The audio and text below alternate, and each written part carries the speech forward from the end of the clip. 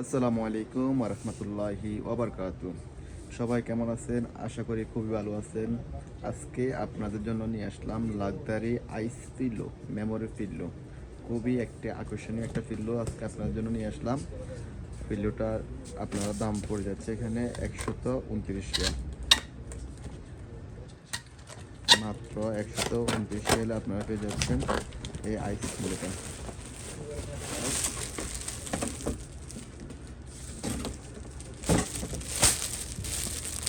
পিল্লোটার আপনার সাইজটা খুবই সাইজেবল, খুবই সুন্দর সাইজ।